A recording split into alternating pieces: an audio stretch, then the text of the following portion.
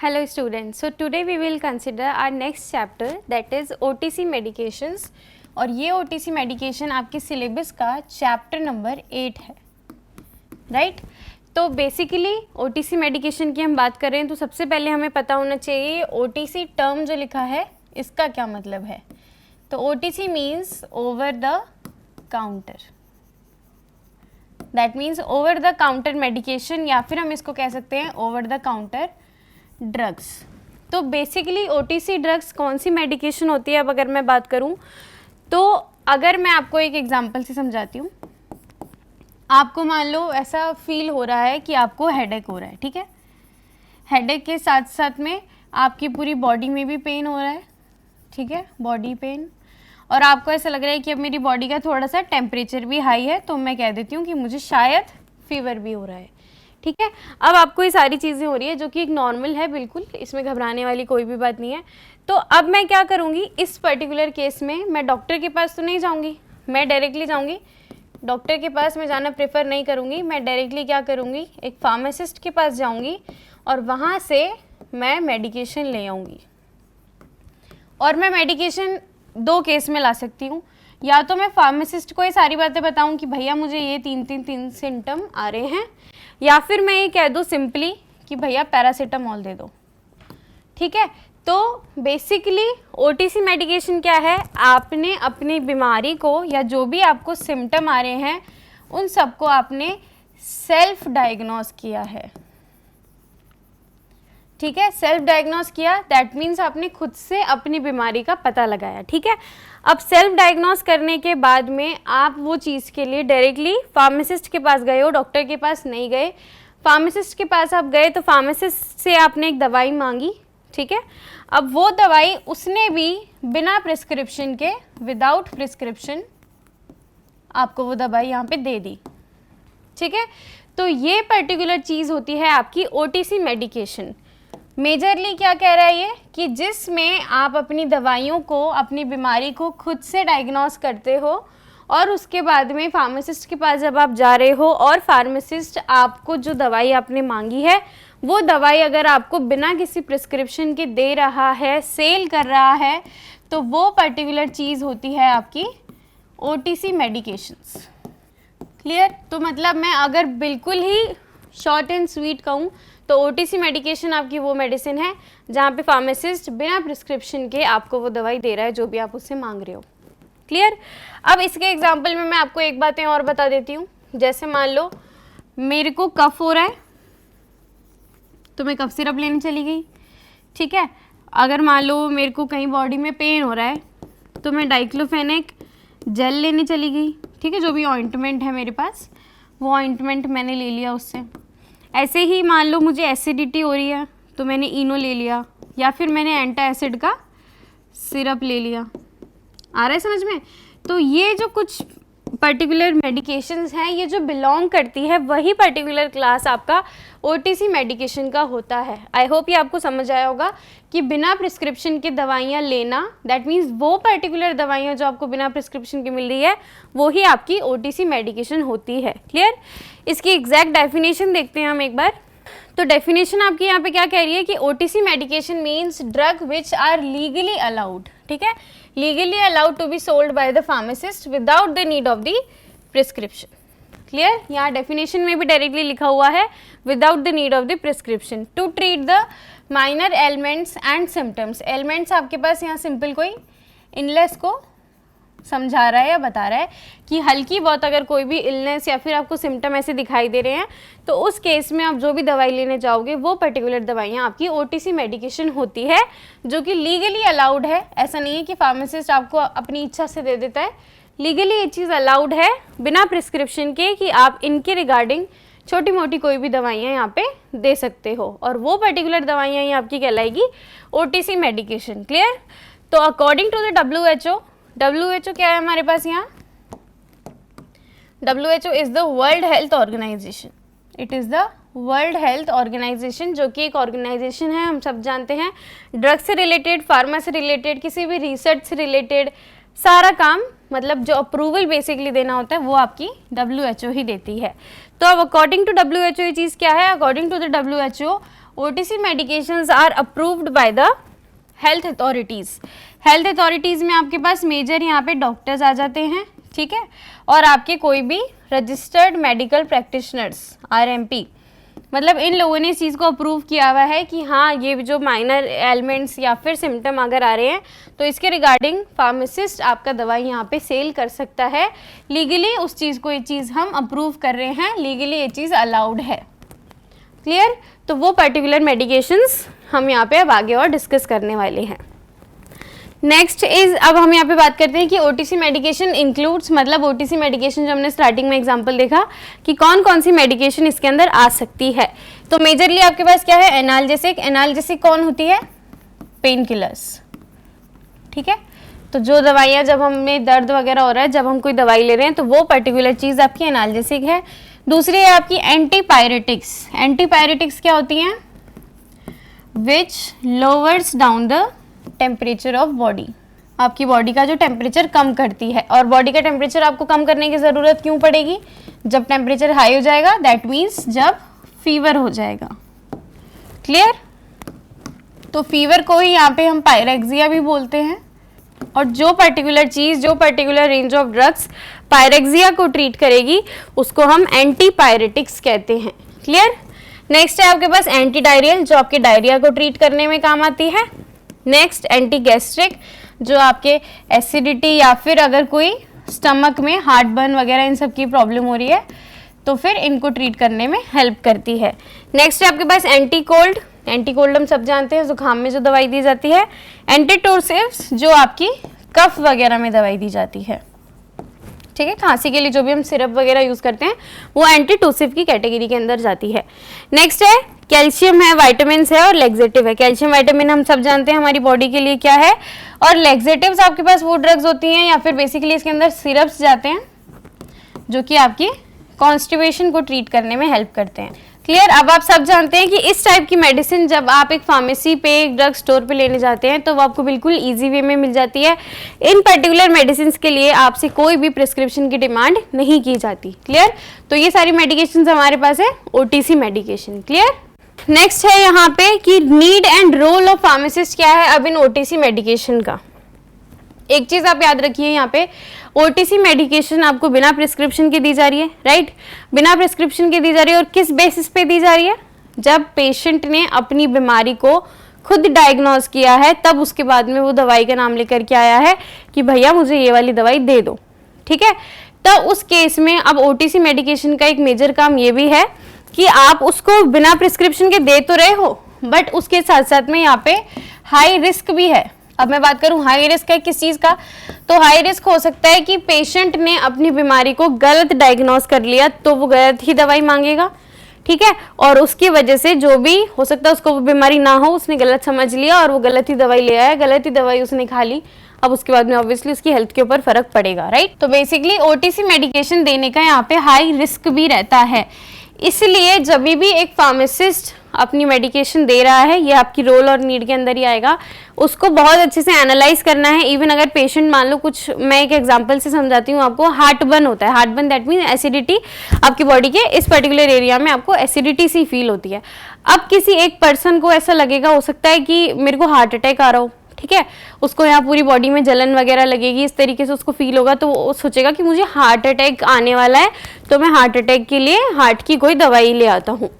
But actual उसको हुआ क्या है, उसको हार्ट अटैक नहीं हुआ, उसको हार्ट बर्न हुआ है। हार्ट बर्न आपकी बेसिकली एसिडिटी ही होती है, बट बहुत पीक लेवल पे वो चली जाती है। क्लियर?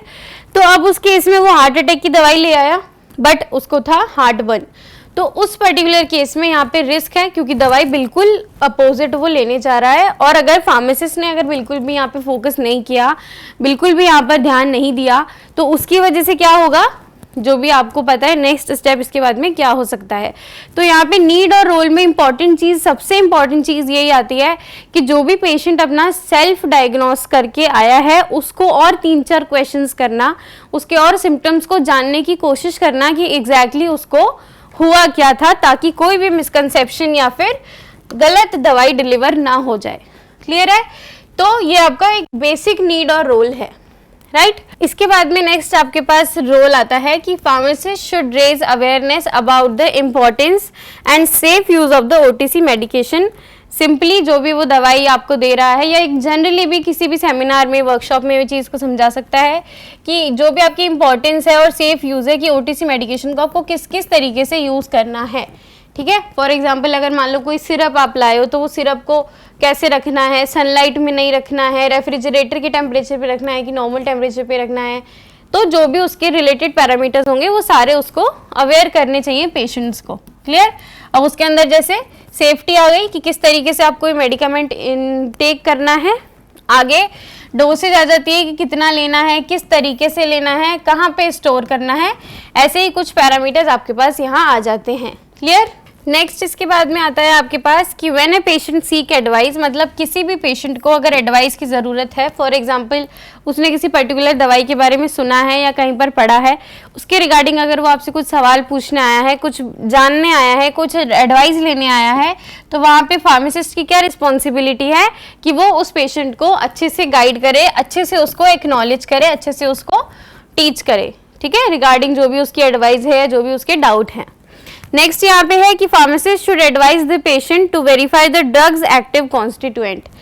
इसका क्या मतलब है कि अगर आपको मान लो पेशेंट को था कफ कोल्ड, ठीक है, अब उस कफ और कोल्ड में सिर्फ ऐसा तो नहीं है कि पैरासीटामोल वो ले लेगा तो वो ठीक हो जाएगी, इसके साथ में एक आधा और कंपोजिशन यहाँ पे चाहिए, एक्टिव कॉन्स्टिट्यूएंट कुछ और चाहिए। फॉर एग्जाम्पल अगर मैं कह रही हूँ नो कोल्ड वाली जो आपके पास टैबलेट आती है, ठीक है, जिसके अंदर 2-3 सॉल्ट होते हैं, क्लोरेपिनेफ्रिन और ये सब, पैरासीटामोल तो उसमें भी होता है बट कंपैरेटिवली कम क्वांटिटी में होता है। तो क्या करना है फार्मासिस्ट को कि पेशेंट को एडवाइस करना है कि जो भी आप दवाई यहाँ पे ले रहे हो या जो भी आप दवाई आप मुझसे मांगने आए हो, उसका एक्टिव कॉन्स्टिट्यूएंट के बारे में आपको प्रॉपर नॉलेज होनी चाहिए। ठीक है, बिल्कुल ही किसी पर्सन को आइडिया ही नहीं है कि पैरासीटामोल क्या होती है, क्या काम करती है, तो उसको फिर दवाई देना भी गलत है। ठीक है, तो थोड़ा अगर कोई पर्सन एजुकेटेड होगा, अंडरस्टैंडिंग होगा, तो ही उसको इस केस के अंदर ओटीसी मेडिकेशन प्रोवाइड करी जा सकती है। नेक्स्ट आपके पास आता है कि pharmacist in selection of OTC medication. इसमें सिंपली वही पॉइंट आएगा जो हमने यहाँ पे ऑलरेडी अभी स्टार्टिंग में डिस्कस किया था कि पेशेंट आया था, पेशेंट ने अपने बीमारी को सेल्फ डायग्नोस किया था, या फिर मैं कह सकती हूँ सेल्फ असेसमेंट किया था। असेसमेंट करना भी टेस्ट करना ही होता है, डायग्नोस करना ही होता है। ठीक है, अब इसके बाद में वो आपके पास ड्रग लेने आया, तो उस केस के अंदर यहाँ पे फार्मासिस्ट की रिस्पॉन्सिबिलिटी है कि वो उसको क्लियरली यहाँ पे एक्सप्लेन करे अबाउट द ड्रग। ठीक है, और उससे और 3 या 4 क्वेश्चन, ओपन और क्लोज एंडेड क्वेश्चन पूछे, ताकि वो उसका जो सेल्फ डायग्नोस जो भी उसने किया है वो एक तरीके से एक फार्मासिस्ट के थ्रू कंफर्म हो जाए यहाँ पे। क्लियर। तो बेसिकली क्या होगा, should assess the patient symptoms, जो भी पेशेंट के सिम्टम्स आ रहे हैं उसके बारे में उसको जानना है, to determine the self treatment is appropriate. Understood है कि सेल्फ ट्रीटमेंट उसने जो करा है वो ठीक है या फिर नहीं है, तो उसके रिगार्डिंग आपको और पेशेंट से कुछ क्वेश्चंस पूछने पड़ेंगे। ठीक है, ताकि ये चीज़ को हम कंफर्म कर सके। नेक्स्ट आपके पास आता है कि pharmacist in drug abuse prevention education and assistance. इसका सिंपल मीनिंग है drug abuse prevention, that means अब ये ड्रग्स हैं आपकी तो आपको विदाउट प्रिस्क्रिप्शन मिल रही है। ठीक है, तो इसका अब्यूज होने से अब हमको रोकना है। अब्यूज क्या है आपको पता है, बिना प्रिस्क्रिप्शन, बिना मतलब दवाइयाँ लेना।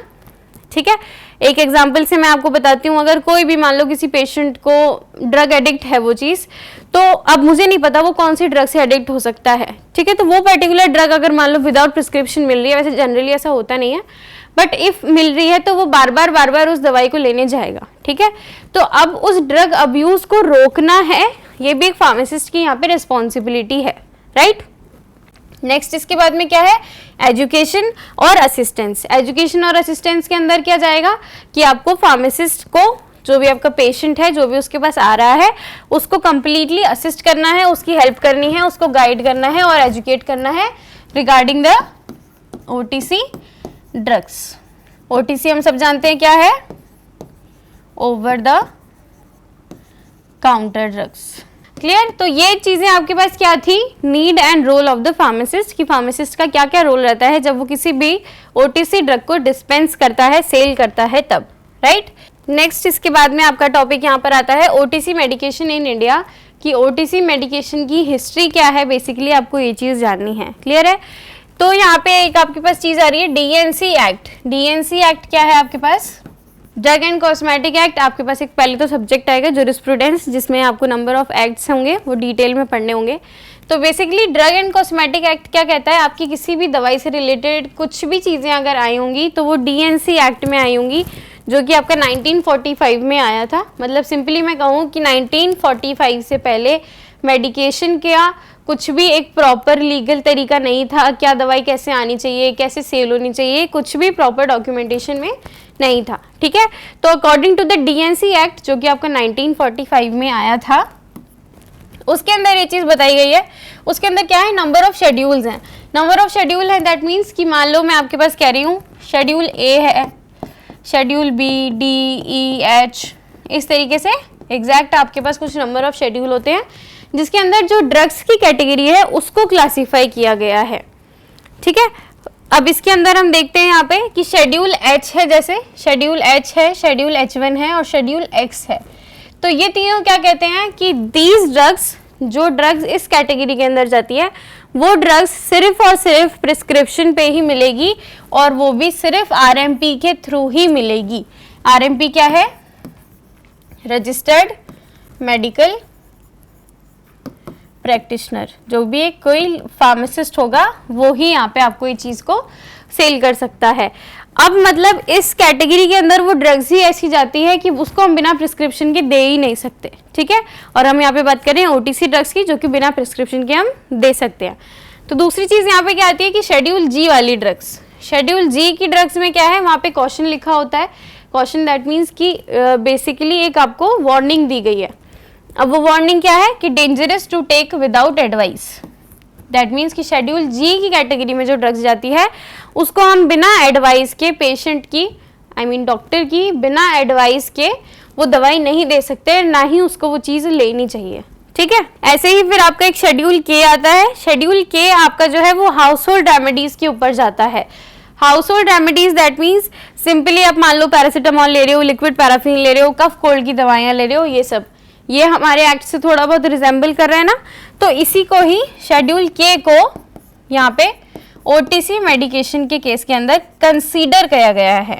जो भी सिर्फ कंसीडर किया गया है, एग्जैक्टली ओटीसी मेडिकेशन का कोई एक प्रॉपर शेड्यूल नहीं बनाया गया है। ठीक है, बस हम ये कह सकते हैं कि शेड्यूल के अंदर जो भी ड्रग्स आती है उसको हम बिना प्रिस्क्रिप्शन के दे सकते हैं, और वो आपकी ओटीसी मेडिकेशन हो सकती है। राइट, इस पर्टिकुलर चीज़ के बाद में हमारा एक दूसरा एक्ट है ड्रग एंड मैजिक रेमेडीज, जो कि 1955 में आया था। ये बेसिकली क्या करता है, जो भी आपके एडवर्टाइजमेंट आते हैं, ऑब्जेक्शनल एडवर्टाइजमेंट, उनको अपोज करने के लिए ये आपका एक एक्ट बनाया गया था।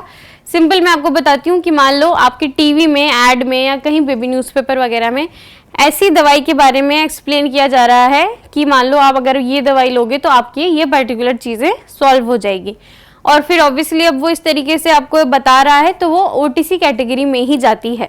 राइट, तो उसमें आपका ड्रग एंड मैजिक रेमेडीज आया था 1955 में, जो कि क्या करता है, ऐसे जो भी एडवर्टाइजमेंट आ रहे हैं जो मिसलीड कर रहे हैं, गलत इन्फॉर्मेशन प्रोवाइड कर रहे हैं, गलत क्लेम कर रहे हैं कि ये दवाई के बाद ये हो जाएगा, और उसके बजाय जो वो कहा वो तो हुआ नहीं, बट कुछ साइड इफेक्ट ज़रूर हो गए, तो उन सारी दवाइयों को बेसिकली बंद करवाना है।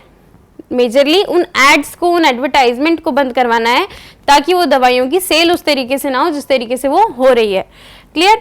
तो ड्रग एंड मैजिक रेमेडीज क्या है? Advertising and misleading promotion of the drugs kept under control to avoid self medication. Clear है? फॉर एग्जाम्पल अगर मान लो अगर यहाँ पे एस्पिरिन कहीं है, तो एस्पिरिन का ही हम एग्जाम्पल लेते हैं। मान लो अगर किसी पेशेंट को ऐसा लग रहा है कि उसको एस्पिरिन की ज़रूरत है, हो सकता है उसने अपनी बॉडी में ऐसी कुछ चीज़ों को डायग्नोस किया, अब उसको लग रहा है कि मैं एस्पिरिन ले लेता हूँ तो फिर मैं ठीक हो जाऊँगा। आपने डिस्पिरिन का नाम सुना होगा, डिस्पिरिन में मेजरली एस्पिरिन ही सॉल्ट आपके पास रहता है। तो अब उस केस में क्या हो सकता है, अब वो एस्पिरिन मान लो सिर दर्द हो रहा है उसको, बार बार वो डिस्पिरिन ले रहा है, और अब उसके बाद में जो उसका सिर दर्द है वो तो पता नहीं ठीक हो रहा है कि नहीं हो रहा, बट उसके साथ में उसको और ज़्यादा साइड इफेक्ट ज़रूर आ रहे हैं।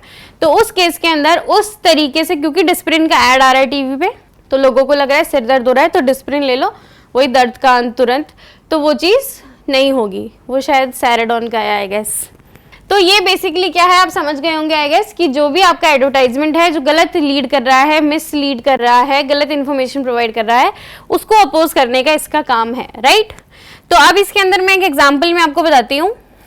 एग्जाम्पल में हम देखिए यहाँ पे एक टॉपिकल डाइक्लोफेनेक है। तो टॉपिकल डाइक्लोफेनेक क्या है, जो आपको स्किन के ऊपर आप लगा रहे हो, आप जो भी एक ऑइंटमेंट लगा रहे हो, जेल लगा रहे हो, जब आपको कोई भी बॉडी में कहीं पेन हो रहा है, तो ये आपकी ओटीसी मेडिकेशन है, राइट, हमको बिना किसी प्रिस्क्रिप्शन के दवाई मिल जाती है। दूसरी तरफ है आपकी डाइक्लोफेनेक। डाइक्लोफेनेक आपकी क्या है, एनाल्जेसिक है या फिर एनासिड है।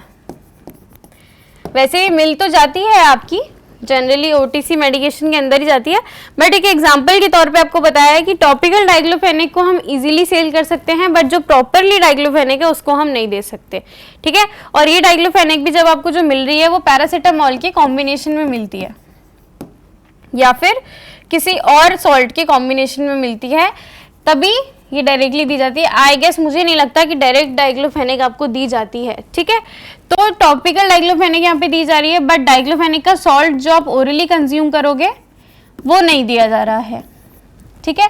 तो ये चीज़ है आपकी बेसिकली डीएनसी, इसका जो ड्रग एंड मैजिक रेमेडीज है इसका प्रॉपर काम ये है।